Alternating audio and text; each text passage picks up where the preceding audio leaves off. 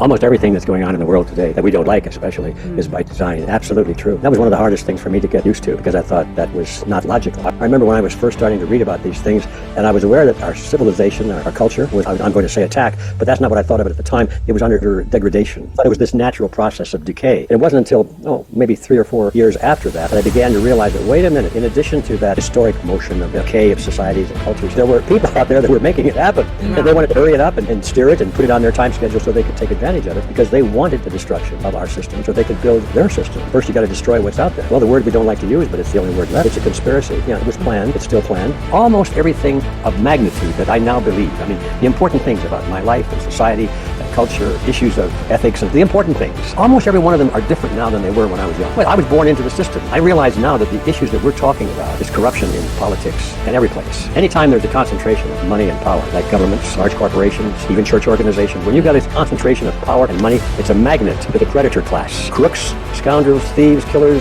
rapists, murderers, they are all drawn to those institutions like moths are drawn to light bulbs. We have to assume that they're there. They're in these institutions because that's what they do.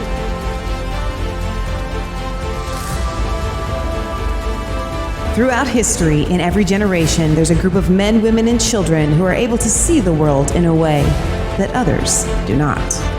They see answers when others see problems. They see hope when others see despair. They stand up to tyrants when others cower in fear. We are in search of this generation's Copernicus, Galileo, Harriet Tubman, Joan of Arc. Those who take a stand for justice, walk boldly in faith, and find solutions that are outside of the box.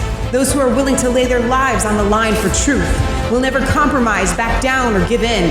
Men and women of character and grit, living fearlessly in the face of tyranny. And don't let anybody ever tell you that it's white or black. Christ belongs to all people. He belongs to the whole world. Join us for deep discussions and hard-hitting conversations with the who's who, the best and the brightest minds on the front line. Welcome to the Outliers, today's world changers. Hey guys, welcome back to Resistance Chicks. We're your hosts, Leah and Michelle. You can probably tell by the smile on my face that I'm super excited about our guest today. We have with us the one and the only and the amazing American legend, G. Edward Griffin, in the house. You guys know him. He's no stranger to our show, and he's certainly no stranger to the gold and silver movement. G. Edward Griffin, I'm so excited to have you back on. Welcome to the program. Well, thank you for having me back. Actually, I always get a charge of my battery when I'm on your show because you gals are not only enthusiastic, but you're making things happen. So I just wish we had more like you. Well, that's high praise. I do have to remind our viewers, and also you, I don't know if you remember this or not, the first time that we had you on our show, because we do so many interviews and we talk to people all the time, was the first time that I was ever nervous interviewing anybody. I am happy to say that now, and I even got nervous the second time we interviewed you. I'm happy to say that the third time, all the butterflies are gone. But it is a big deal. It's a big deal to have somebody like yourself on our program. And my mom was down here just talking to Mr. Griffin a minute ago. He's the original gangster, the OG. Like he's the first that started fighting this war, which we have been in, not just an information war, but the monetary war, and the war for truth for so long. I remember watching your videos on YouTube so many years ago, reading The Creature from Jekyll Island. There's even been a rap song that was written with you in it, which I usually feature, so I'll probably play that at the end of this show. But Mr. Griffin, I mean, you have been on the forefront from day one. Can you just kind of quickly remind our viewers why you even started doing this? Wow. Why did I do it? It's impossible to answer that question because I don't know. I mean, all I can tell you is that I have to. And I think everybody has something deep inside them when they have something very important in their lives that they have to take care of. Yeah. They may not understand why they're driven to sacrifice other portions of their life to make this one thing happen, but I think most people have this affinity to something, usually beyond themselves, outside of their skin, I didn't know when I was a young man and became first aware of what was going on in the world. I was very materialistic and very much about into me and my family. How am I looking? Am I making a lot of money? And I got a new car, all that stuff, And then I started having an awareness of what's going on in the world, and I discovered to my shock, I had a crusader gene started to rattle. Crusader gene, I like that. And I found myself thinking outside of my skin for the first time. My obligation, as it were, to humanity, or to my, not just my family, but to my community, to my country, That's good. to everybody in the world. I didn't know I had those kinds of thoughts. Wow. I thought that was just for old people, And but I found I had. So I cannot answer your question, except that somehow I think when I was put together by the Creator, it was programmed into me, and that's about it. What can I say? I like that crusader gene. I'm not sure I've ever heard that before, but you certainly have it. When you see an injustice and then you feel like you have to do at least what little you can in this world to try to change it, which you've been doing and you've never stopped. Yeah. No. So, I considered it. I was very close to giving up a couple of times, really? especially when I was working on The Creature from Jekyll Island, that book. It was so huge. The topic was so beyond my background and my knowledge base. I thought, what on earth am I trying to do? Taking on the banking fraternity, who am I, a little guy? I knew nothing about banking or money, so I had to learn everything from ground up. And the more I learned, the more I realized how much I needed to learn yet. The topic got bigger and bigger as I, waddled into it. And I came to the dark night, as they say. I thought, I'm not going to finish this thing. This is beyond me. And I actually quit twice in that project. I thought, I've got to put, groceries on the table for my family. I can't do this forever, learning and reading and indexing and all that stuff. But that crusader gene wouldn't stop rattling. Back I went. So I don't know. I think most people have that element in them if they'll just listen for it and look for it. No, that's really good. Yeah. That's kind of encouraging for a lot of people because if you said, I can't really even answer this question, how I got started in all of this, so many other people I think are sitting there going, well, I don't even know what I could do. I would say just wait and it will come to you when it's time, and you're made for just such a time as this. And we're living in such precarious times that I think everybody has some sort of calling for that crusader gene to start to manifest. So it's interesting that we have you on today as Trump is, I guess, set to abolish the Department of Education. And this is a kind of something that is near and dear to your heart. We have taken your Norman Dodd interview about the Carnegie and Rockefeller Foundations and their hand in the American education system to switch it from I guess, how would you say it, a humanities, God-based worldview to an economic worldview. In light of kind of the new Trumpian take on maybe taking on the education system, do you want to remind our viewers, I don't know if you want to go back in memory lane and explain a little bit. I know we have you on to talk about the money, but you, in part of your investigations and your octopus tentacles, you went down a lane that I don't think anybody else had done by interviewing Norman Dodd and and talking to him about those dictaphone tapes and how these giant corporations have shaped our. I guess I feel like when we're talking to people who are all these woke creatures out there, and people on the right, the red pill community, we make fun of a lot of them. They make fun of the feminist women and how they working and 35 and unmarried and with cats, but this was by design, was it not? Almost everything that's going on in the world today that we don't like, especially, is by design. Absolutely true. And that was one of the hardest things for me to get used to, because I thought that was not logical. I was of the opinion that history was something that just moved because it's history. It's the massive movement, the gradual erosion of the rock, into sand or something. It would take a long, long time, but it's just going to happen whether you like it or not. And like the second law of thermodynamics, everything is in entropy, and everything goes from the organized to the disorganized, and there's nothing you can do about it. It's just a question of time.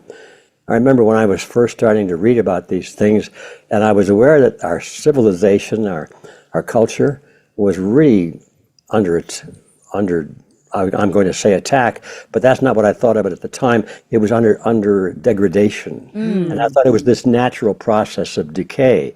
And it wasn't until, maybe 3 or 4 years after that I began to realize that, wait a minute, in addition to that historic motion of decay of societies and cultures, there were people out there that were making it happen. And they wanted to hurry it up and steer it and put it on their time schedule so they could take advantage of it, because they wanted the destruction of our system so they could build their system. Yeah. Which is, first you got to destroy what's out there.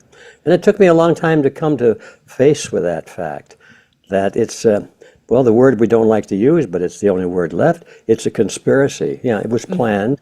It's still planned. And while I mention the word conspiracy, I might as well give you my 1-minute seminar on conspiracies. I'm not afraid of the word conspiracy. It's a very common word. Look it up in the dictionary. People think there are no conspiracies out there. Our world is full of conspiracies every day. And if you don't doubt it, if you don't believe it, I should say, you just go to sit in a courtroom sometime, not a traffic court. But I'm going to guess that maybe a third or more of all the cases that you would hear in a courtroom have to do with conspiracies. Yeah. They're one of the most common relationships and activities in our lives today. And somebody who says that those who are concerned about conspiracies are eggheads, I feel sorry for them, because they've never read a history book. That's good. They've never read a history book, because most of what you read in history, the major events, are a result of conspiracies. So what's this deal? Why can't we talk about conspiracies? It's because the conspirators don't want us to. Now that sounds pretty paranoid, but it's actually realistic. Yeah. So you have to. What is a conspiracy? A dictionary is pretty clear on that. They all have pretty much the same description. The different dictionaries. Conspiracy is when 2 or more people get together to perform an act which is either illegal, and to do an act in secret. They do it in secret. Yeah, in secret. And the act is either illegal or unethical. That's it. You get those 3 elements together, and that is the definition of a conspiracy. Well, look around you, folks. I mean, the world is full of those things. And let's just take the Federal Reserve, for example. Well, is it more than 2 people? Oh, yeah, it's a lot more than 2 people. Do they do things in secret? You better believe it, and they boast about it. They have secret meetings. They won't even tell you. They won't release the minutes of their meetings until decades later, and even then they've been scrubbed. And so, yeah, a lot of secrecy. And is what they're doing illegal? Well, no, it's not illegal, because these are the guys that pass the laws. Right. Okay. But is it unethical? Now we're talking. Oh, that's good. Now, That's good. They don't think it's unethical, but those of us who are victims of it have no doubt it's totally unethical. Yeah. So for most of us in the world, the Federal Reserve System is by definition a conspiracy. Let's face it. Let's use the word. And this goes for many things that we're dealing with today. Don't be afraid to use the right word. That's so powerful. Our tagline that we've used for the past 8 years that we've done this show is, it's not just a conspiracy theory if it's actually the truth. That makes it a conspiracy fact. I love that you broke that down in way more eloquence than we've ever done it before. That it's perfect. And you shouldn't be afraid to use that word. And even one of the categories on Rumble the other day, they switched from trending news, and I was like, well, I don't know what category to put us in, and there is a conspiracy category. And I proudly clicked that. Well, love it so much. We'll probably put today's show in that conspiracy category, because these people have conspired to do, and I love that what you said. I wrote this down. Almost everything in the world that we don't like that people are doing is by design. It's literally just crime, secret crime. Yeah, which you try to keep crime secret with the buddy. Yeah.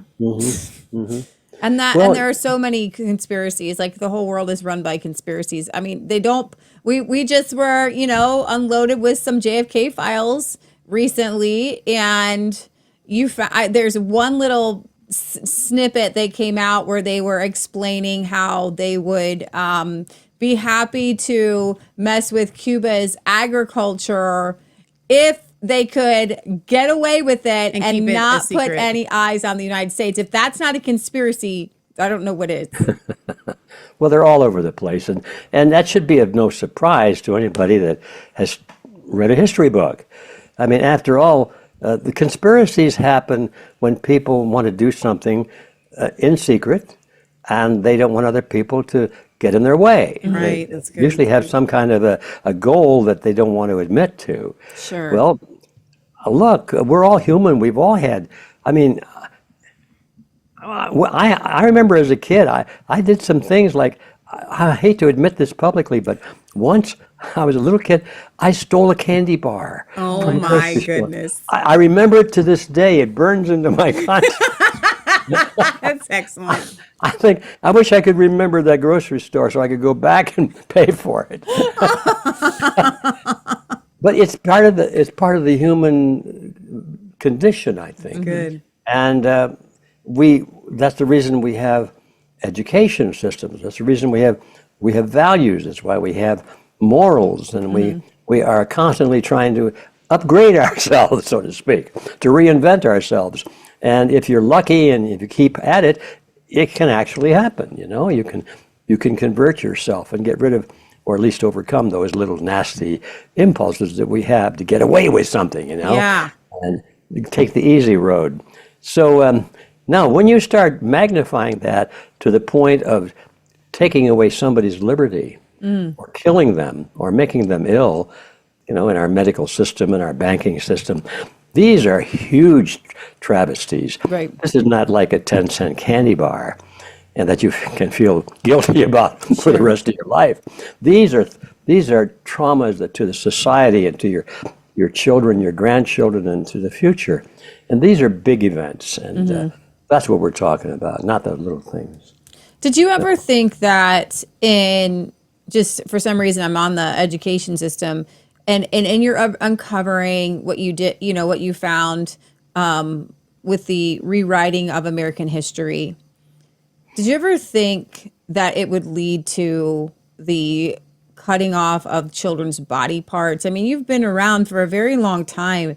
I can't imagine that this would enter into your brain, that the slow movement of the ship basically turning would eventually lead to the trans ideology that we see today.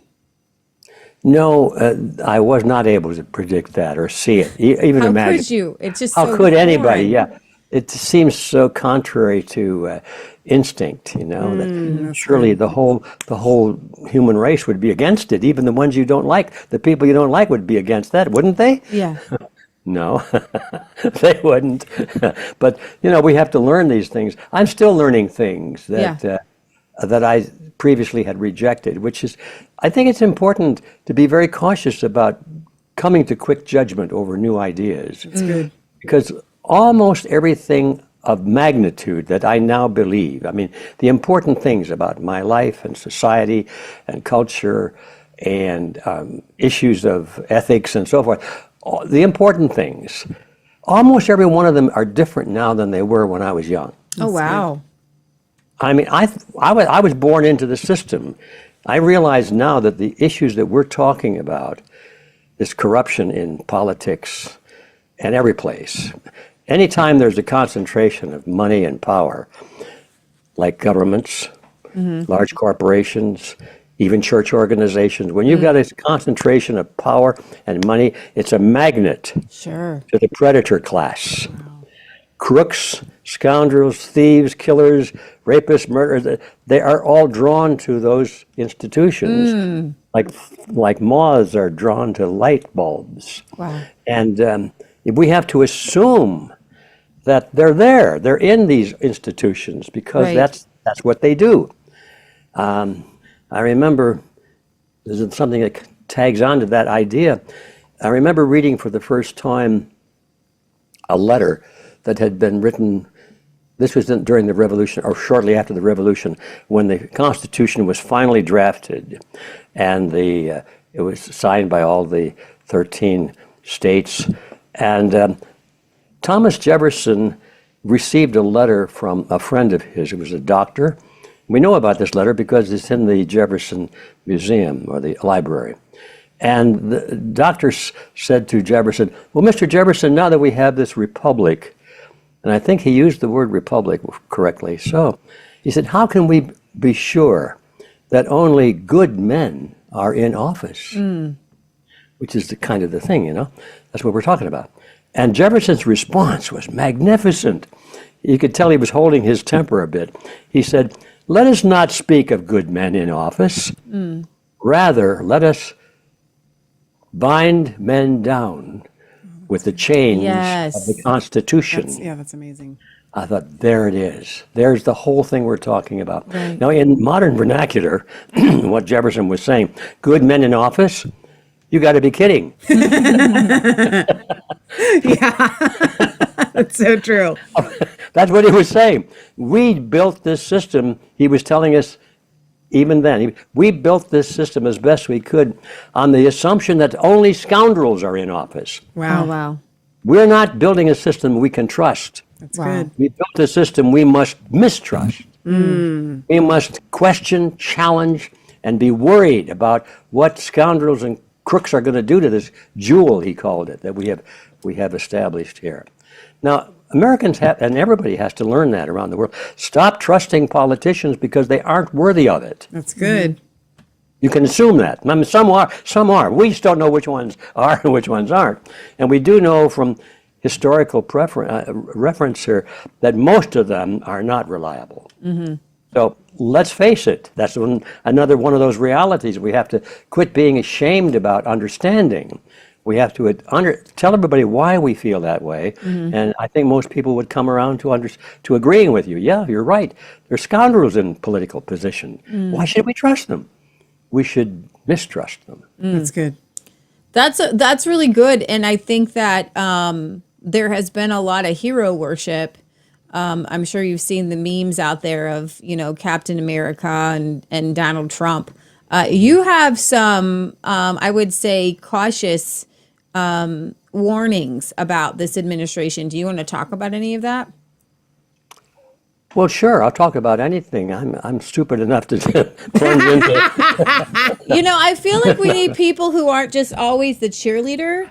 The rah-rah. I mean, I heard you did a really great interview with Daniela, and you weren't super pessimistic. I remember at the end, she's like, are you even optimistic about the Doge cuts? And I don't want to pull any fake flowers out of you. You know what I mean? Like, if I'm going to see some flowers, let them be real flowers.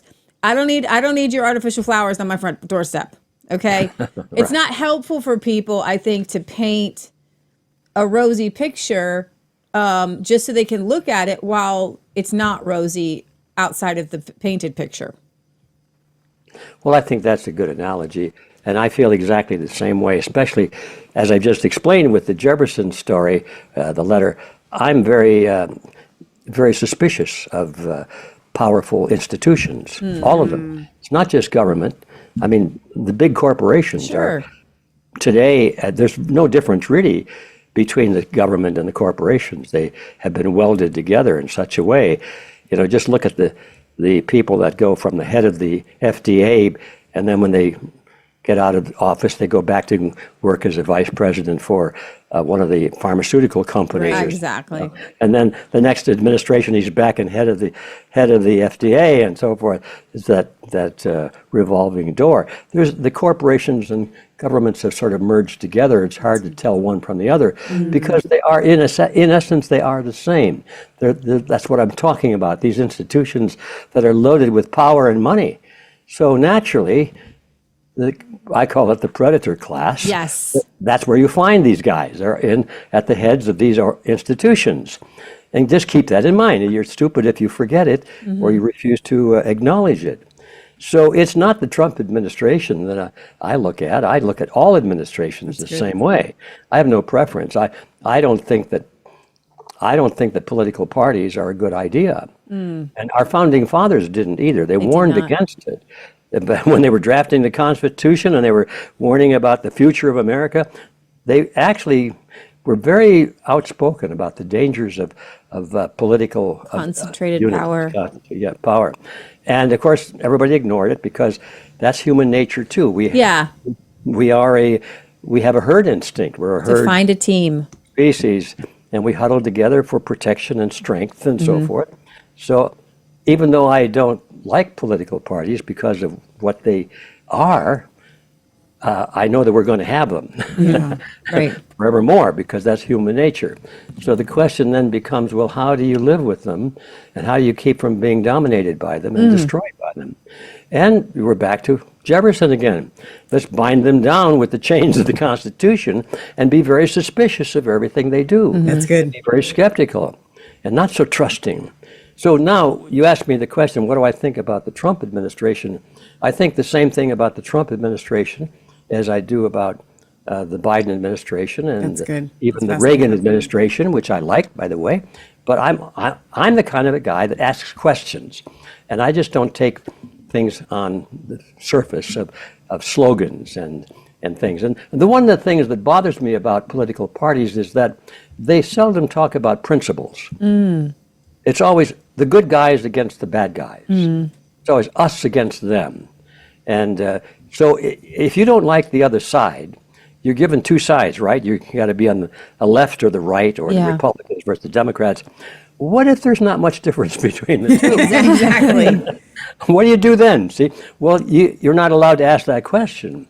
You're told to shut up and sit down and decide you're going to be Republican or Democrat. And I observed a long time ago that people in America and around the world don't vote for candidates. They vote against candidates. Oh, wow. It's not that they like somebody, it's that they hate the other guy so much that they put the devil in office if they could do so by keeping the other guy out, you know? Yeah. And so this is a very dangerous situation. It's one of the things I don't like about political parties and partisan work, is because you start talking about the good guys versus the bad guys. And all you have to, if you're a con artist and you want to rise to the top, all you have to do is just hire a team of researchers to find out what the public is wanting to hear. Okay, give me a talking point list of 7 points that I can tell the voters that I'm the guy for them, and they'll have it ready for you now in about, I think it takes about 3 months, but now that AI is here, I think it'll take about 3 minutes. Right. And so the candidates go out and they hold up the Constitution and they talk about how wonderful it is and how bad the other guys are that are in office, and we got to get rid of all this bloated bureaucracy and all this waste, all this evil and so forth. And they're true. I mean, everything is true that they say, but the idea is that, well, since we are talking that way, that we are not that way. Well, maybe that's true, and maybe it's not. We don't know. And the thing that concerns me most, and this has nothing to do with Trump, by the way, nothing to do with Trump, but I've seen it in every administration since Jefferson. I hate to say it, but it's true. Every administration, and there are a couple I don't know much about. I don't know about Taft and so forth, but I've seen it. If you go high enough in elevation and look down, you can see that it's a definite trend away from the constitutional republic we had when Jefferson walked out of the hall with the Constitution in his hand. That was a republic, which meant that the democracy was not part of it. Yeah. People and their representatives were allowed to do only what the Constitution said they were allowed to do. Right. Nothing more. If you win the election, everybody says, "Oh, we won. Now we can do anything we want to. We're the winners." No, that's not a republic. That's a democracy, where the people get to do whatever they want to do to the minority. Right. It's a horrible, horrible system. But so anyway, ever since Jefferson, you can see the steady stream where that concept of a republic has been nibbled away until finally, the last. Well, it really hit me hard under the the Bush administration when the second Bush said, "I am the decider." Remember, he used to say, "I am the decider." Well, that to me is a king Interesting. speaking. Okay. Yeah. That's a king speaking. Sure. We have deconstructed our constitutional republic Sure. over the years. Just could hardly wait till we get to a royalty where we can have a king. Wow. A man on the white horse that would do all the things against those bad people because we're good people and nobody's talking about principles anymore. Wow. So back to your question, I don't like it when I see any politician or political group talk about doing things against those bad people. Even though we like to see it done, I want to know, how are you going to do it? Is it going to be done according to the constitutional limitation of power, or do we just give you an axe and say you could just swing the axe and cut off Yeah. anybody's head you want to? Yeah. Is that it? Is that what we've come to? Right. And I'm afraid that is what we are coming to. I think you mentioned something about executive orders, and I do believe that our team, you could say, was so demoralized over the past several years with Obama's pen in his phone and Trump sidelined during his 4 years and Biden with his 4 years of his, dictatorship, which he wasn't obviously running the government. So I think that, conservative minded people have felt like they've been walked all over by a king, and that they see that their only way that they can get vengeance or justice is with another king. Yeah, I'm sure that's the mentality. It's let's get even. It's my turn now. And can you think of anything worse for the future of America? Yeah. But who's going to be king? And then you get even with the other side, back and forth, back and forth. So what scares me is it seems to me that we're back to the word conspiracy again. Is this just accidental or is this planned? Well, I think it's planned. In fact, I know it is because I've read some of the books and the private papers of the people who are doing this. And they make no bones about it in their private conclaves. And they talk about, well, let me give you an example. In my book, The Creature from Jekyll Island, I spoke about the Fabian socialists, if you remember.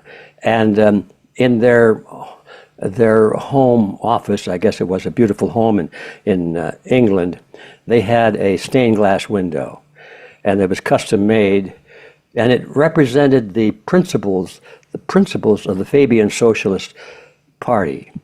And now that still exists, by the way. Most people have never heard of it, but it's probably it is the most powerful political influence in England and has been for decades, but people have never heard about it.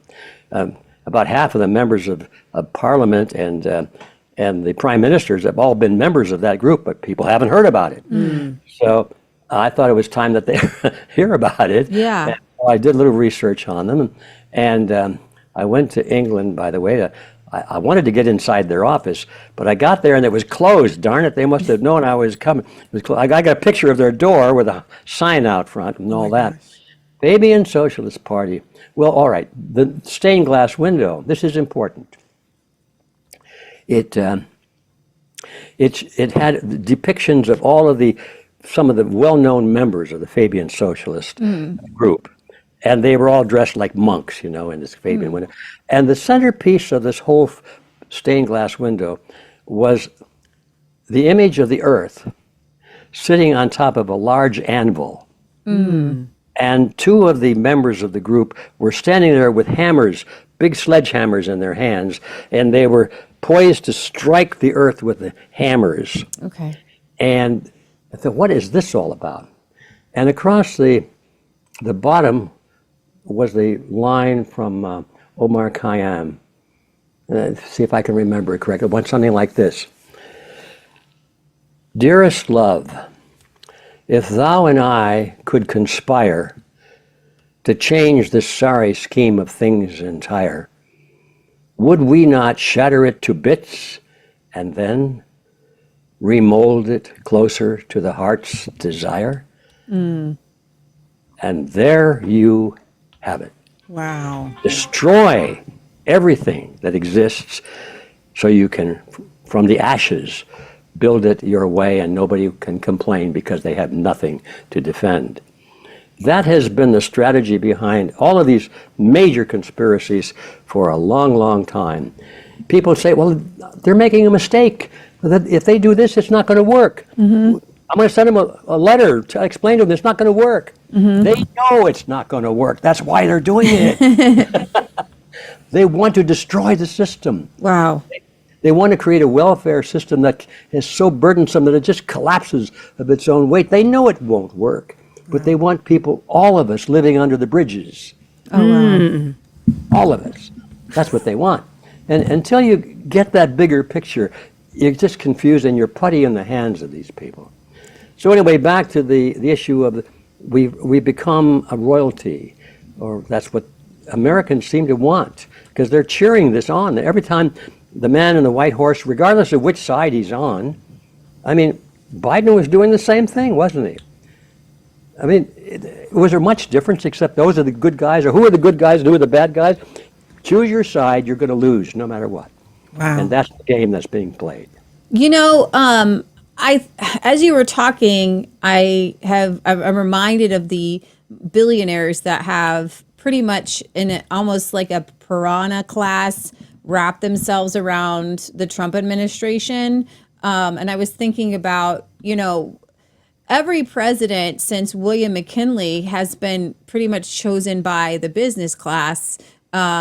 You had Rockefeller, J.P. Morgan, and Carnegie, arch enemies, conspire. They didn't care whether they had a Republican or a Democrat. No. And they went for Ohio's McKinley because he was more, attuned Malleable. to their business, shenanigans and how they could run the country.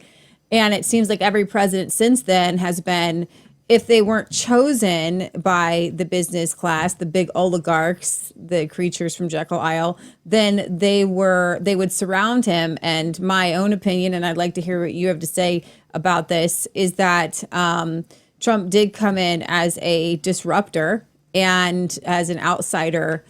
But this particular election, to me, went too easy. And then we saw at the inauguration, all the little people that helped get him elected, they weren't there in the front row. You had Jeff Bezos of the Washington Post, who was completely anti-Trump to the point of neurosis, and Amazon. You had Mark Zuckerberg, who censored all, the right-wing people. You had Sundar, how do you say his name? Pichai, the CEO of Google there. And those were the guys that were right there at the inauguration. Now you have, and I don't want to throw in another, great big topic at you, David Sachs, who is very much pushing for a switch to the digital currency and Bitcoin, and the Trump administration jumping on, being pushed into the train of the Bitcoin. It looks like the Trump family wants to buy a portion of Binance, which is a Bitcoin clearinghouse. I wonder if you're seeing the same things. What I'm seeing is that it's not necessarily the administration or even Trump himself, but now he has surrounded himself or has been surrounded by Peter Thiel. And when you have, like you said, a great concentration of power, wealth and power, these guys are not out for the little guy. They're out for themselves. Absolutely. Well, congratulations on your seeing that, because most people didn't notice that. Good job. They didn't, mainly because they're not alert to it. Yeah. They think that what they see is what they get. They don't realize that there are levels and covers and deceptions going on. First of all, I think we have to be clear that candidates for presidency are selected by the ruling class. They are selected. They don't even get to be a candidate unless they've been carefully interviewed, quizzed, challenged, and so forth. Now here I go.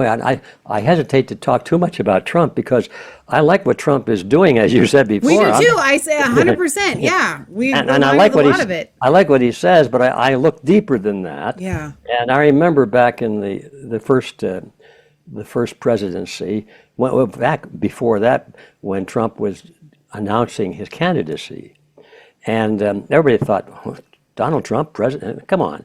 No, that's never going to work. And all of a sudden, he just kept getting press coverage. And first thing you know, they see him a lot. Oh, well, he's a real candidate. I saw an article. It was not on the front page of the newspaper. It was way in the back. A small article about Mr. Trump spending the day in New York City with Kissinger in Kissinger's penthouse, or whatever it says, had there, a very plush place. And I thought, what on earth is Donald Trump doing spending a day with Kissinger? Now, for your listeners, in case they're not sure who Kissinger was, he was David Rockefeller's right-hand man. He was his bag man. Kissinger was the Secretary of State for Republicans and Democrats. He was always the one that spoke for Rockefeller. If Rockefeller wanted to send a message to Russia or China or someplace or England, Kissinger would go and deliver the message for him. Everybody knew if Kissinger spoke, he was speaking for the Rockefellers. Why is Donald Trump going to spend the day with Henry Kissinger? And then I thought, I remember. When Trump came out in the beginning, he was explaining to people why we should vote for him. And he said, well, mainly because I'm a deal maker. I can make deals with anybody. I will make deals. It'll be good for America. I thought, okay, he went to make a deal. Yeah. What would you suppose the deal would be? Well, he'd get to be president. Now, what would he have to do in return? Would something be that the Rockefellers wanted very much? Now, you piece together things like that, and then you realize that, and I hate to talk about Trump because he's not the problem. He's just an example. That's good. No, that's good. What I want to say about Mr. Trump is that he, in my view, is not making any decisions. Decisions are being made for him by the people that guaranteed that he got into office and continue to do so. And now, one more thing, where if you want to lift the lid and look under the hood a little bit and see what is under the hood, I mentioned before that people don't vote for candidates, they vote against candidates. That means they're voting for the lesser of two evils. But they're still getting the evil. Right. What if it was planned from the beginning that that's what they were supposed to do? What if that's what they were supposed to do? Can you imagine anything that made Mr. Trump more popular than the opposition that was thrown against him? Yes, right, exactly. Hillary Clinton and Joe Biden. Everybody, and the whole Kamala, establishment went out of their way to do outlandishly unfair, ridiculous, absurd, violent, obnoxious things against Trump. Unheard of. Now, that is what made Trump popular. good. It did. It made us go back. Oh, here now I got to go defend this guy again. Yeah. There's another stupid case in New York. I got to defend this. Here we go. Here we go. There you go. So once you begin to think strategically like that, remember our enemy does think that way. Our enemy is very strategic. They have they have more strategists doing the if this then that plans than they have at the Pentagon.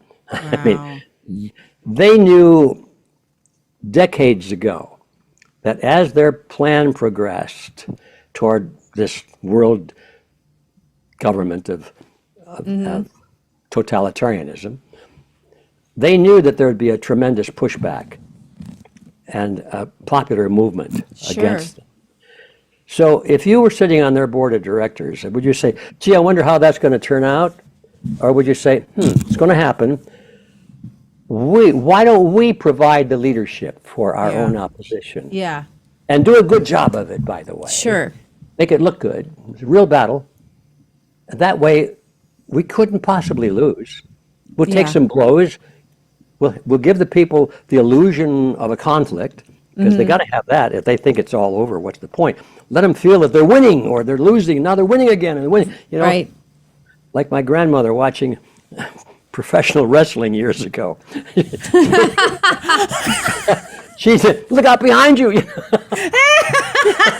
I love that your grandma watched professional wrestling. That's got to be one of the greatest nuggets we're taking from the whole show. Retitling everything. It's just going to be G. Edward Griffin's grandma watched professional wrestling.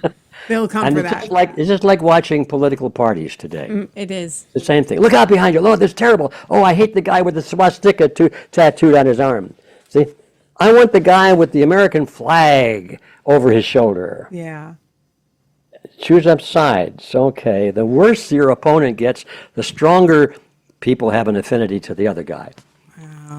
Can I throw out my Need I say more? So what are we looking at possibly? Now Trump is in office, and we're beginning to see what I have been afraid of is the pushback. Now there's going to be violence. That's going to increase, and there's going to be anarchy, and there'll be the public cry, we need martial law to put down these bad people. Right. And it'll be Mr. Trump who will call it. Wow. And that'll destroy all opposition to it because he's our man. That's what I think the strategy might be. And it's got nothing to do with Trump. If it weren't Trump, it would be somebody else. That's good. I have a theory that goes along with that, and this is conspiracy theory hour. I think we're in the vein of the JFK, in honor of the JFK files being released. My theory is that in 2016, Hillary Clinton was supposed to win, and she was promised to win. This is my theory. You can weigh in on it. And so they saw Donald Trump as the easiest guy to pick off. I felt like a Ted Cruz or a Rand Paul or even a Ben Carson would put up a really great fight. We as conservative Christians, we were adamantly anti-Trump. And they saw him as, I mean, at the time, Christians were very much against Trump because of his morals and stances. And they were very, very conflicted. Even pro-life people, I'm voting for him. And I felt like, all of his softball interviews were designed, with Mika and MSNBC were designed to promote this guy. I believe that it shocked their system, and they spent 4 years, shutting him down. And then my theory is they knew he was going to run again. And so they're like, okay, this time we are going to make him our candidate. And now we see him being surrounded by the multi-billionaires class, and now he's buddy with Elon Musk because Trump loves to be loved. If he has one weakness, it's that he loves when people who previously hated him especially come back. Those who he has let, and this is I think one of his biggest downfalls is that he's not loyal to where. If you've been with him and supporting him for 8 years or however long, that's fine and good. But if you hated him and then you turn, that almost makes you somebody greater. Like he'll bring in the Jeff Bezos and the Mark Zuckerbergs and the these other people. So that's my theory. I don't know what you think about that. I wouldn't challenge it. It's as good as mine, I'm sure. No, I'm just I'm a little more skeptical because I've been around this track a couple of times. You have. I'm so offended by how many times I've been betrayed. No, I get it. I get it. Yeah, and then I finally realized that's the name of the game. That is what politics is all about. Yeah, and so I don't know. What more can I say, except that I know that when Biden got in, nobody questions it was a stolen election. Right. Mm-hmm. Not even the Democrats really challenged it. Everybody acknowledged it, and yet there were no court cases. Nobody was tried. Nobody's brought to justice. Nobody went to jail. Not even a serious investigation.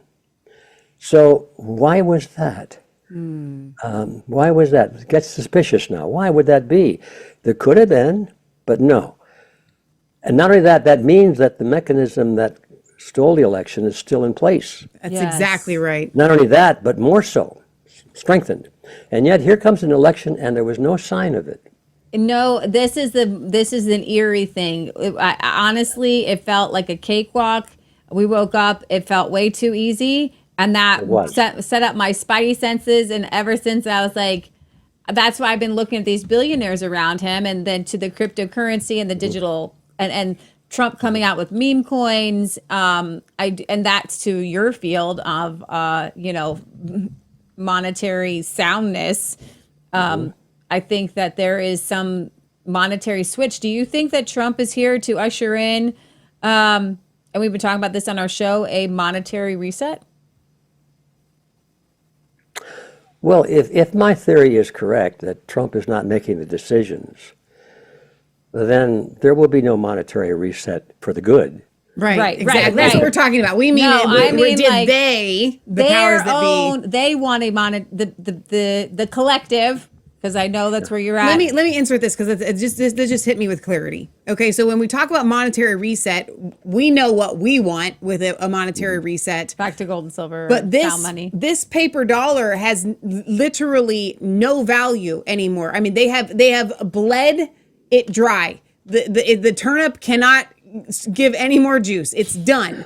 And so they can't go back to sound money. Not with everything like what we would want, printed. because if you go back to sound money, then you can't keep perpetuating their system. So I feel like, just like locusts that go in and they take and they eat everything, and then they find their next target. Where's our next food? How are we going to get our next source? So I look at modern monetary theory and the digital currency age as their next field to then continue and perpetuate the system. So the question that Leah's asking is, do you think that Trump was brought in to bring them their digital and to get MAGA buffet on board, basically? Right.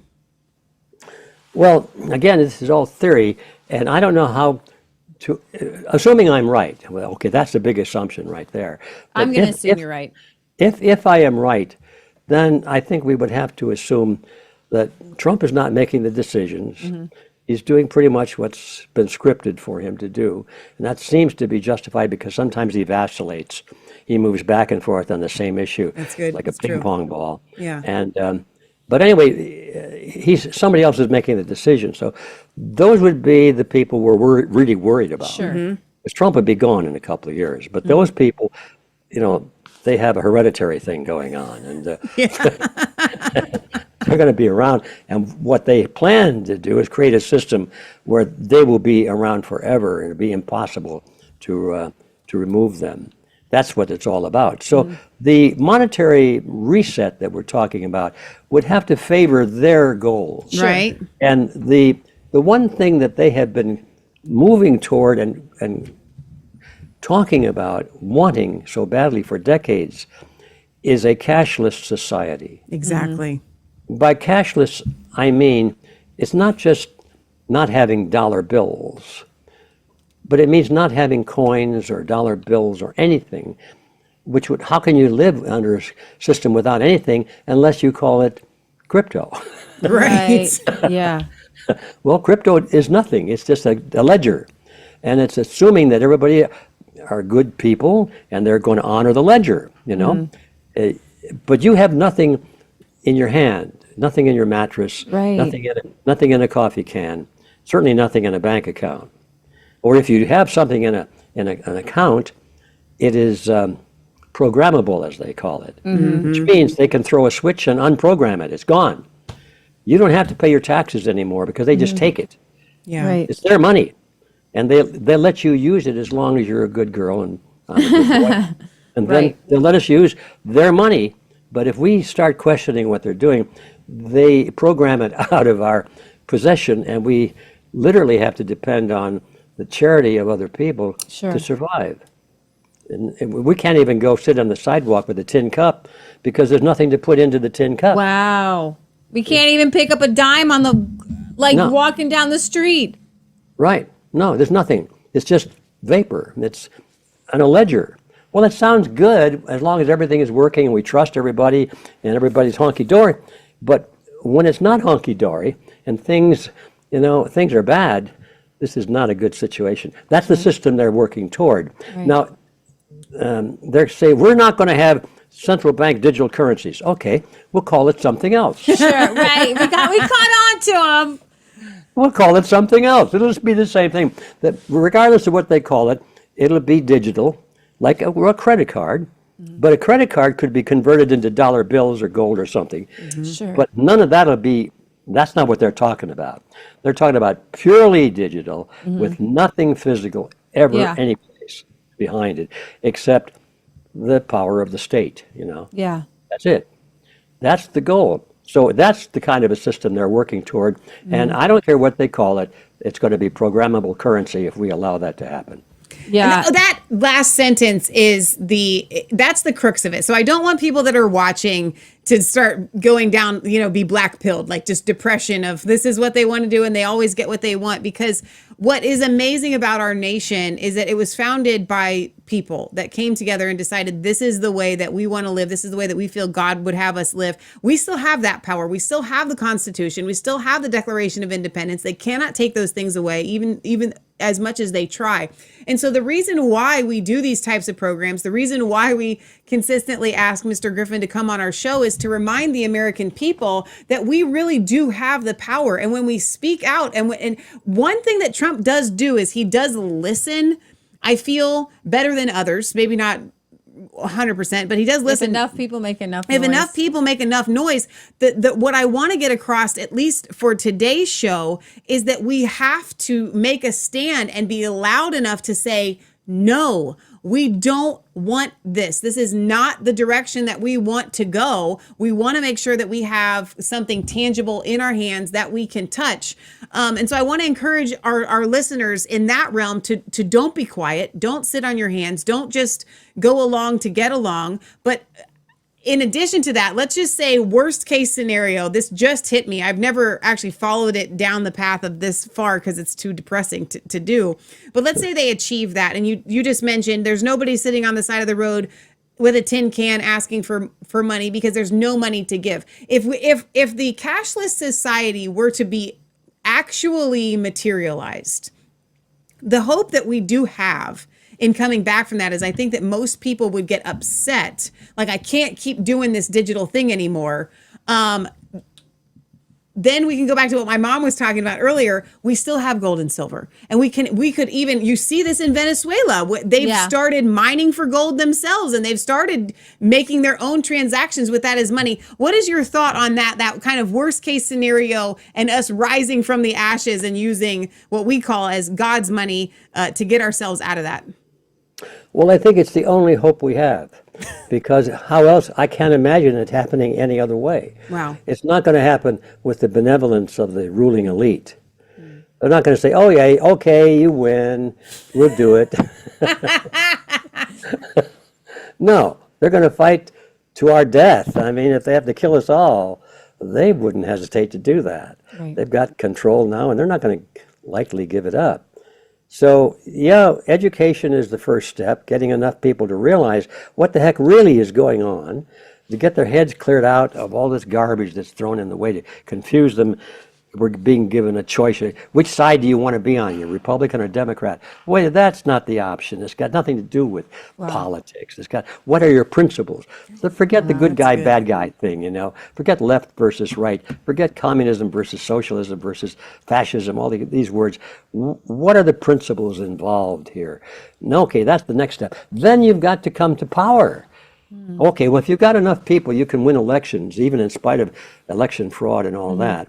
But that's a long process. It is. And we've got to reestablish control over the power centers of society, like our governments and our media and our school system, little things like that. It's going to be a long process. And I hate to say that because I know when I was young, I keep coming back to that, I can barely remember it myself, but I remember talking to the old fogies. They all were so slow and laid back, and they said, relax, Ed, we're not going to win this by the next election. And I remember thinking about, well, I am, we got to get on with this thing. You people can slow down if you wish, but I'm in a hurry. Well, now here I am. I'm thinking, oh, this is going to be a long process because it took 100 years to get to dismantle our republic. That didn't happen overnight. It happened in little crumbles and nibbles and bites. And it's going to take a little while to rebuild it. And there's probably going to be some very unpleasant events happening in the meantime. But it can happen. I mean, our nation was formed in a violent war. Maybe we're going to have to reform it. Maybe not in a war, but violence is going to happen because they will unleash it on us, so that we will call for martial law.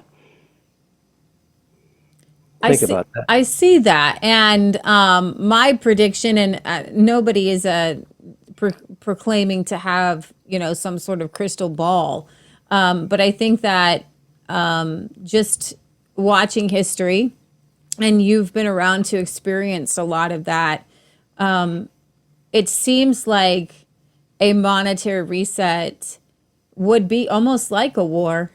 I mean, if you had, like in 2008, it should have crashed and all of the pensions funds should have gone to kaput. And then what would have happened if the government didn't bail out the banks and the automotive companies? And what we're looking at behind the scenes in the financial system, I mean, home prices are just gargantuan. I don't even know how to explain home prices right now. Every house in the neighborhood across from me is going for $100,000 more than it was 5 years ago.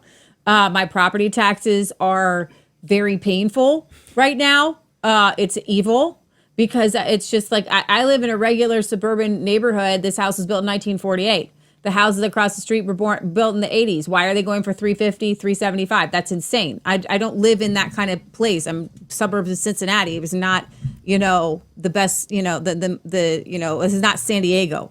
So it's unsustainable. The prices, the inflation, people are living off of, I was talking to our gold and silver people, talking to some ITM trading people. Lots of people are selling their gold because they're liquidating because they don't have their money markets left. They've gone through. So I feel like we're putting on a happy face, but a lot of people are in a lot of pain right now, and nobody's saying or doing anything about it. But you did hear a little bit from Trump, who said we're gonna try to fix this shit, but it will be painful, and that's something I've never heard him say. Well, it's true. I mean, talk is cheap. We're going to fix it. That's the part I'm focused on. How? I don't think Mr. Trump's handlers are going to allow him to do anything that's going to fix it in our sense, because they're on the other side. That's right. He's working for the man. And let's face it, that's it. Now, I know that makes me very popular. Yeah, this is going to go viral. That makes me very popular. I'll probably lose half my friends, but let me just say, I hope I'm wrong. Yeah. But I got it. You asked me at the beginning, what's my opinion? Well, sometimes I wish I didn't have opinions because then I wouldn't have to explain them. But what I've been is about as honest as I can be with you. And it seems to me that this is, if I were on the other side, and I've studied these guys carefully, I've studied their works, their books, their strategies, and it's amazingly how frank they are about it at times. I think I can think like they do. And if I think like they do, I say, I get it. I know what they're doing. They're deceiving us, and they want us to have tin leaders. I mean, paper leaders that look good, but I mean, everything that can be done with some of these actions that are being done today can be undone just as quickly as they were done. Sure. Nothing is permanent like that. So, but if it causes the American people to say, aha, at last we've won, and then go back to watching Dancing with the Stars and not doing anything about it or trying to, establish more influence in the power centers of society and the governments and schools and so forth, well, then it just continues to roll. Sure. They're in no big hurry. Well, they are in a hurry, but I mean, I think they probably are going to think they're going to wrap this thing up by 2000. Put a number on it. I know that if it's 2060, it's already happened. I'm going to guess. Wow. You are, and I hope you don't mind us telling your age, but you're 93. I believe that you have reached the point in your life where you don't need to keep friends. You need to just be honest. Oh, that's good. Well, the truth is, I've always been there, but I didn't know it. That's really powerful. In this circuit that we are in, right? It's very much there's a script and you're supposed to follow it, right? Doge is awesome. Elon Musk is our savior. Everything's going great. Like that's the script. But if we see the guy behind the curtain and that's not what's really happening, and we don't tell people what are our principles, what are our ethics. I know. That's it exactly. It's hard to live with that reality. But I see you just crossed the line, so you're stuck with it. That's hilarious. Okay, but here's the thing. I think that what you said was really, really, really pertinent. I believe that the office of the president is controlled. Yes. And I think that that's something that we can tell to our ardent Trump supporters and cheerleaders, is that I think that they are conspiracy theorists to the core who understand that the mechanisms that have been in place for over 100 years to control the system, I don't think any of those have been taken out yet. Well, they've been anesthetized, let's put it that way. That's good. And unless they're defended, I mean, they don't defend themselves. All those principles need people like us to stand up and stick our jaws out and say, yeah, here we are. You got to get past us if you want those principles. We got to stand in the way. Put ourselves physically right in the way. Oh, wow. And that's going to be where we see where the men and the boys separate. I'm proud of you. Like, seriously, to come on and to tell us what's happening, and to be, to tell us about, maybe you want to, you've got, did you turn it into a book, your book on the collectivism, or is it still in like a paper printout form? Oh, well, thank you for reminding me of that. Yeah, I'm supposed to promote that every place I go, and I keep forgetting. I'm pulling it out right now if I can find it. It's around here someplace. Well, Take your time. All right, it's out here someplace. I'll just have to tell you about it and how to get it. We'll put it up as a... Oh, Yeah, thank I'll you. add it in on the timestamp. This is recorded, so we're good. Sure, if you just go online and type in chasm, CHASM, realityzone, one word, .com. So that's chasm.realityzone.com. And that'll bring you to the page where this booklet is. And there's a picture of it, if you could put it up, if you possible. Got it? Okay. And it's free. It's everything I have written so far on this issue of collectivism versus individualism, which, by the way, I consider to be the issue of our day, the most central issue of our day. If people understand that relatively simple concept, that this is not a war between the left and the right, or communism versus capitalism, or socialism, or fascism, or Nazism, or New Dealism, or any of this stuff, or even Americanism, whatever that means to people. It's a conflict between individualism and collectivism. And it's time that we rediscover what those words mean, because they are at the heart of our Constitution, although they were never mentioned by those names. Those were the principles. And if we're going to solve this problem, it's not going to be done without understanding those principles. The most important thing to start with is to understand collectivism versus individualism. So it's a free booklet, and what I did with it is, because I've been working on my next book for quite a while, and I decided not to wait till that book is finished. I reached in and took everything out of the manuscript that had to do with collectivism and individualism and put it all together into about 50 pages. Oh, wow. And that's the book. And it's free, and I hope you enjoy it, and make copies and send them around to your friends, because that's where we start. That's where the journey begins. Yeah, and then what you were saying, maybe explain to people, and I know you've been doing this a lot lately too, what is it? What do you mean by collectivism? It seems like to me, it's the bad guys. They all have they have a vision, and they work together against the individual. It's the corporations, it's the banks, it's the politicians. Is that kind of a correct definition? Well, it had nothing to do with the guys, the bad guys or the good guys. Actually, a lot of collectivists are good people because they believe in collectivism, the So it's a slogan. philosophy, collectivism, basically. The philosophy. It's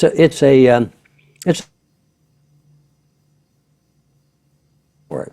And I made a list of, I think there were 7 different features that distinguish collectivism from individualism, and that's what you'll find in the booklet.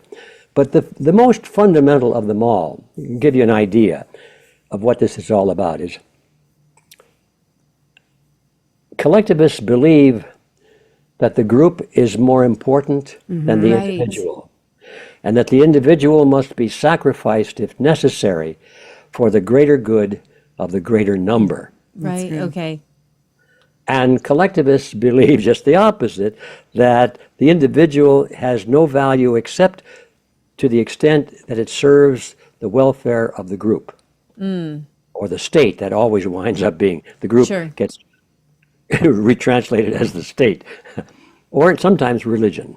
But anyway, whatever group it is, the group of the day, you say that the individual has to be sacrificed, and if individual has goals and objectives and desires that are contrary to what we decide is the best interest of the group, then the individual has to be sacrificed if necessary. That's the underlying philosophy. And then there are other things too, like, all right, here's a very good one that people should think a lot about. Where does the state get its power legitimately? Now, most people would say that it gets it from the people with the consent of the governed, Right. but not collectivists, no. Okay. Because if you believe that the state gets its power from the governed, then the state can only do those things that the governed can do without the state. See? If you don't have it, you can't give it. So the question then is, well, what do we have the power to use force against our fellow human beings, even to kill them if necessary? Because that's the essence of government. Yeah. It's legalized force. Well, okay, what do I have the right, most people would say I have the right to kill somebody for? Pretty narrow band of things. Yeah. For my self-defense, I can defend my life, Yeah. or my liberty. Somebody's trying to enslave me. There's some people that might say you're not entitled to kill even under those conditions, but most people would say no, they're trying to take my life or my liberty. I'm going to fight to the death to preserve that.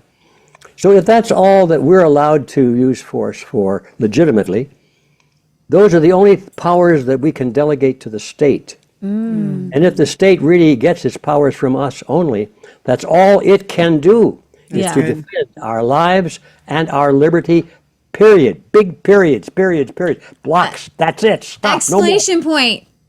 It's not to educate us, it's not to provide health care, it's not to provide, food, shelter, clothing, and education, straighten our minds, what we pay our employees, what Yeah. we eat. Right, No, right, none right. of that. Right. I can't force my neighbor to close his shop on Sunday Right. and beat him up if he doesn't. Right. Right. But how did I give that to the Congress to do that? Wow. Yeah. I didn't have that power. So that gives you an idea. These are the kinds of concepts that people start thinking about principles rather than good guys versus bad guys. Yeah. We have a chance, but as long as it's the good Oh, versus that's good. bad, it's our interpretation of what is good and what is bad, and you're hopelessly in a mire. That's the it's the antithesis. It is a religion. It's an antithesis to Christianity, because in Christianity you come together and you give as you freely want to, right? You're encouraged to. You are encouraged to give to the poor. You are encouraged to take care of people, because then you are storing up treasures in heaven. You're doing good things. You're doing good works.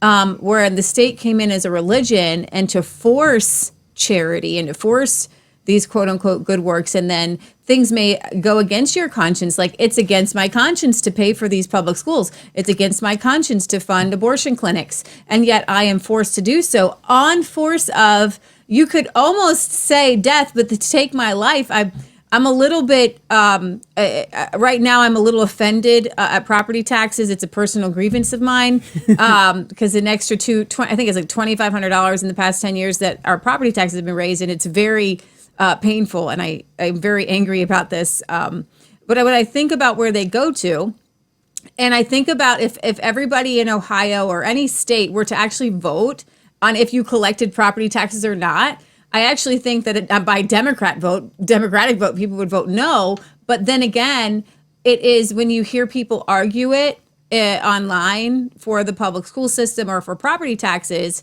it's a complete collectivist mindset, which is, yeah, but I don't care if an 80-year-old loses their home because of property taxes, because Kids must be educated.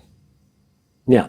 Well, that's the whole issue. Where did any individual, you or me or anybody else, have the right to tell our neighbors what they have to fund in the way of a charitable donation? That's good. I can't beat them up if they choose to be charitable for a cause that I don't like.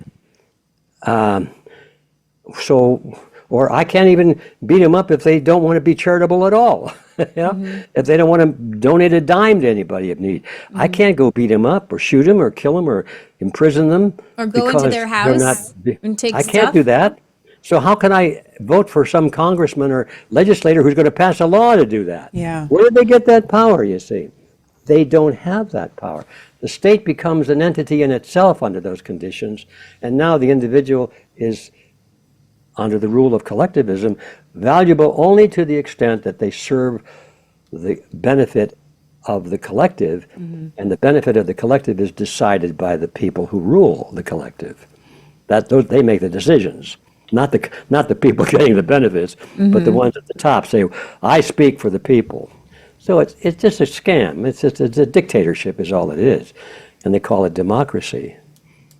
Our founding fathers knew better. They didn't call it. They said a democracy was the worst kind of a government, and that's why they called it a republic. Yeah. If we can keep it, as the saying goes. And we didn't keep it. We didn't keep it. Right. No, that's good. That's good. This has gone by so fast. It has. I look at the time and I'm like, oh, I know, we got to let him go, but I have gosh. a couple of things before we let you go. One, I have a very practical question for your mind. And this, I love the philosophical ones because that's my jam. That's my wheelhouse. But from a practical stance, we're looking at all of these governments around the world, and a lot of them are shifting to stockpiling gold. What are your thoughts on that? Well, let me think of what my thoughts are on that. First of all, I think it's smart. But the real issue is, why are they doing it? Right. Why are they so smart now when they weren't smart 20 years ago? Right. Or 10 years ago? I think it's because they know that we're going into uncharted territory, and it's not going to be money as we used to know it. The dollar will no longer be the reserve currency of the world, so it won't make any difference of how many dollars you have in your basement or whatever. And so I think they're considering that the only thing they can be historically depended upon is gold. Yeah. And so they're trying to prepare for that. I suspect that maybe these people who are making these decisions are on the inside, of course. They have access to information that we don't. I think they might be looking for a time when it'll be legal for banks and financial institutions to exchange gold as a monetary base or an asset, but not for common people. Oh, wow. Wow. Okay. I haven't heard that theory before, but that. Well, I have actually. That's Lynette good. I am making it up. I am making it up because I put my hat on. What would I do if I were working for the other side? That's what I would do. Yeah. And it's not hard to do. This is what they will do if they think they can get away with it. And they can get away with almost anything they want to right now. I think they did that in Zimbabwe, I believe. They tried to go back to a gold standard, and it really was just for the wealthy. It didn't ever trickle down to the regular people. Right. Yeah, I think that might be something they try to do. So maybe the banks are onto this, and they figured that they will exchange assets on the basis of the gold dollar. I think that's primarily what they're trying to do with Bitcoin now too, and put that into that same category as a reserve that will be in the case of Bitcoin, it'll be technically available to just about anybody with a Bitcoin account, but most people aren't not going to figure that out. So it'll still be restricted to a very small number of people, and it won't interfere. The number of little people like us that might have a half of a Bitcoin or something, or a third of a tenth of a Bitcoin, it's not going to interfere with their plans very much. You know? Okay. And since they can do anything, they can say, well, now we have AI and these supercomputers, we can crack the codes. We know who you are, even though technically you're supposed to be secure from that. That's no longer true anymore with these supercomputers. Right. They'll track every transaction, every commercial transaction, every piece of data as to where you were at 3:30 in the morning at such and such a time, and that's when a transaction came in at the liquor store or something, and they put it all together. Oh, that was you, and they now know who you are, even though they had to do it by deduction. Right. So, Well, Canada froze crypto wallets. We didn't think that was possible. well, it's all possible. It's digital. Yeah. Everything is possible. It's digital. That's why we encourage people, we have a small homestead. We raise, like I told you, we raise pigs and chickens, and we have a large garden. I encourage people to get as self-sufficient as you possibly can, as undependent on the system as you possibly can, because it's much more difficult for them to turn off, your garden or something like that than it is your wallet. And I say the same thing for even gold and silver, and having these kinds of tangible. We have to get back to a society of tangibility, of things where we're communicating with people, face to face, or even through letters. And we have to start having real things in our lives. Read a real book. Get The Creature from Jekyll Island in paperback and hold it in your hands and read it. And that's, I think, one of the ways that we can take back our nation. So, Mr. Griffin, before you go, I want to do two things. Can you tell people about the Red Pill University, please, real quick? Well, the Red Pill University and Red Pill Expo are very important programs that I have instituted. And I don't want to take too much time, but they're both an outgrowth of another organization I created back in 2002 called Freedom Force International. Now, Freedom Force International is kind of a think tank where we really spend our time delving deeply into the issues similar to what we've been discussing today, trying to figure out what's going on and figure out what to do about it. But it's relegated to a relatively small number of people, like you girls and myself and a couple of our friends. We spend our lives on this thing. The average person out there has got to make a living, they got a family to raise and so forth. And it's just, they're on our side, they understand, they want to know more, but they don't have the time to devote their lives to it. And we need them, because we can't do it with our small numbers, and that's where we come up with this thing called Project Outreach, where we reach out to that second group of people and a larger group of people that we need to mobilize and make physical changes in our political and educational system. So that's where we created Red Pill University and Red Pill Expo. Now, by the very nature of the name, it is based after a meme for a sci-fi movie. It's pop psychology, right? Pop entertainment and so forth. But the message is very clear and very pure. It's a valid message that we're living in a world of illusion. And we got to take this red pill so that we can clear out the illusions and see the world the way it really is. So in that sense, it's a very good allegory. So we are playing it to the hilt. And so we've got the Red Pill University, which is an online event. I urge people to go there and see all the good stuff we have. It's all free. And that's redpilluniversity.org.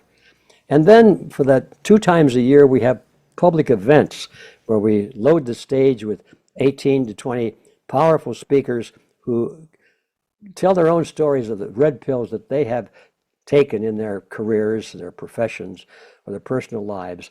And it's really mind-bending. And those are called Red Pill Expos. And our next one is scheduled for July 12 and 13 in Tulsa, Oklahoma. So if you want to know about that one, go on the internet and tune in redpillexpo.org. redpillexpo.org. First Red Pill Expo ever in 2017 in Bozeman, Yes. Montana. That's was it. Yes. awesome. It was wonderful. And actually, I was looking it up before you even mentioned it, and I saw that it's in Tulsa. That's very interesting. Leah's alma mater is in Tulsa, Oklahoma. lived there for we 5 lived years. there for 5 years. So I was looking at the dates, and I was like, are we even available? So far, it looks like we are. So maybe we'll head back out to Tulsa, Oklahoma. We went to the first good. Reawaken America tour there back in 2021. So it's been quite a few years since we've been there. So I don't know. Maybe the Resistance Chicks will make a stop there at the Red Pill Expo. Well, you better do that, gals. You bring your recorders with you and your microphones, and you'll be able to lock down some good speakers and a lot of attendees and get interviews with them. And then you'll have material to feed your program all year long after that. Amen. Amen. If the date stays open, we will definitely try to make it out there. So before we leave, Mr. Griffin, can I pray a blessing over you? Can you do what? Can I pray a blessing over you? Oh, I would be honored if you would. Yes. Okay, dear Heavenly Father, we thank you so much for Mr. Griffin, who has been a treasure and a gem to hundreds of thousands of people, probably millions over the years. I thank you for the truth that he's been telling. I thank you that you have kept him in excellent health and that he still looks like he's 65 years old and kicking it, better than most people out there that are half of his age. So I thank you that you're going to continue that health in him. I pray that you bless his wife, that you bless his family and his children, and you bless these expos and you bless all of the works that he puts his hands to, that you bless this new book.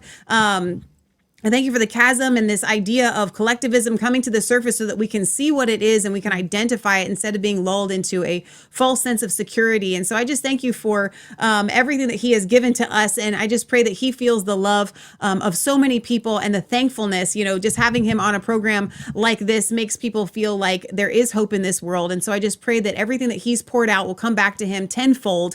And I just thank you for the awesomeness of the privilege of being able to have him on our program. In Jesus' name we pray. Amen. Amen. Thank you. Thank you. You know, the last time we had you on, your wife came in, and you guys have been married for how many years? 71 now. And I think, was it you or she said, I think it'll last? One of you did say that. It was I epic. think it'll last. That's her famous line. But I keep saying, I'm not so sure. It might be doomed. You're terrible. Well, everybody go and follow Mr. Griffin. I get his need to know emails all of the time. It makes my day to go through them and all the hard work that he puts into that. So I'll have all the links available on resistancechicks.com for how you can follow Mr. Griffin. Get in touch. Red Pill Expo, Red Pill University, and the chasm and all of those things. So Mr. Griffin, thank you for coming back on our show and gracing us with your presence. It's been a blast. Thank you for inviting me. It's a pleasure. You charge my batteries. So anytime you want to do this, just let me know. Awesome. I will. All right, you guys, remember, it's not just a conspiracy theory if it's actually the truth. We'll see you next time right here from resistancechicks.com. Okay. Bye-bye. Never a borrower nor a lender be. And don't forget, stay out of debt. Listen and take this good advice from me. Protect your solvency. And there's just one more thing you need to do. Buy gold and silver too.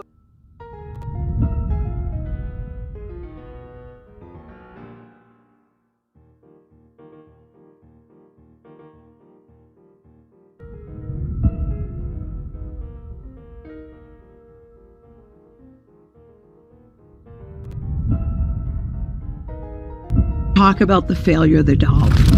I'm Lynette Zhang, Chief Market Trading, a student, a banker, and a stockbroker. After all, the dollar's been around since you were born. The fact that according to the Federal Reserve, there is only 3 cents of purchasing power left in the U.S. dollar. The FDIC only has a little more than 1 penny in reserve for every insured dollar in the FDIC insured banks. The money of the U.S. began to transition in 1913. Governments and corporations had 2 key goals. Number 1, governments wanted to be able to tax the public invisibly and without legislation. And number 2, corporations wanted to pay employees less, but they had to do it invisibly. Building inflation into the currency accomplishes both those goals. 1/20 of an ounce of gold coin, which is about half the size of my pinky fingernail, or this 1 ounce silver, or a dollar bill. All of them at that time would buy 11 loaves of bread. Either be a dollar, maybe it buys a quarter of a loaf. The silver dollar still buys you 11 loaves of bread. The $1 gold coin buys you, the last time I checked, about 135 loaves of bread.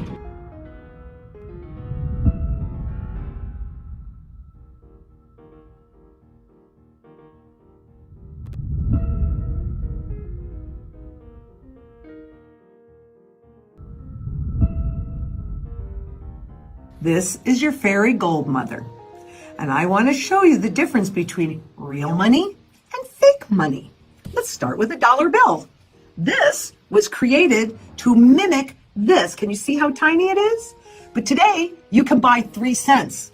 Well, guess how much this is? If you want to buy it today, it's $460. This is fake money that was created to mimic this. This is a $5 gold coin. And guess what? If you wanted to buy that today, it's $719. This is a $10 bill. It's actually legal tender. In other words, you can take this to the store and use it. It was created to mimic this. And today's retail price is $1,369. And how about this one? You can take this to the store. I'm not sure you can buy that much with it. And you certainly can't buy this $20 gold piece. If you were buying this one today, it'd be $2,694. This holds your purchasing power. This destroys your purchasing power. This is in your control. This is in their control. Which would you rather have?